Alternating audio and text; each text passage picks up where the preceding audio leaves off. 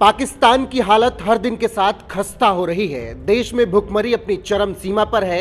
आर्थिक हालात इतने खराब हो चुके हैं कि पाकिस्तान की आवाम चावल आटे के लिए मोहताज हो उठी है। देश के पीएम शहबाज शरीफ को कुछ समझ नहीं आ रहा। दुनिया भर से भीख मांगते मांगते अब वो शर्मसार हो चुके हैं और ये बात उन्होंने खुद कबूल करते हुए अपने बयान में कहा था कि ये शर्म की बात है कि एक परमाणु संपन्न देश को अपनी लड़खड़ाती अर्थव्यवस्था के लिए भीख मांगनी पड़ रही है। विदेशी कर्ज मांगना पाकिस्तान के आर्थिक चुनौतियों के समाधान का सही उपाय नहीं है। अब जब पाकिस्तान को भीख मांगने में भी शर्म आने लगी है, तब प्रधानमंत्री शहबाज शरीफ ने भारतीय सरकार के साथ ईमानदारी और संवेदनशील वार्ता की इच्छा जताई है और कश्मीर समेत कई और गंभीर मुद्दों पर चर्चा करने की बात कही है।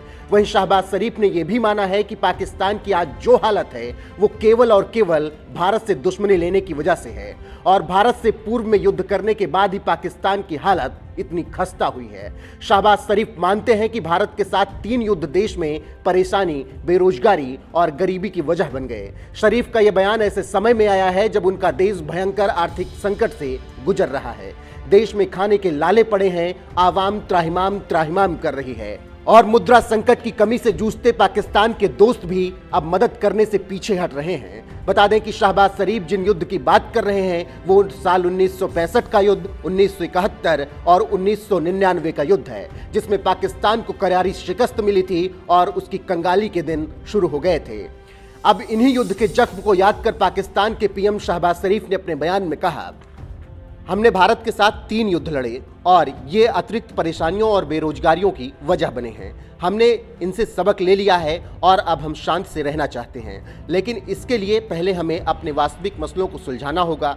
दोनों देश परमाणु संपन्न हैं और दोनों के पास हथियार हैं। भगवान न चाहे अब अगर कोई युद्ध हुआ तो फिर किसका अस्तित्व बचेगा, किसका नहीं, यह कोई नहीं जानता।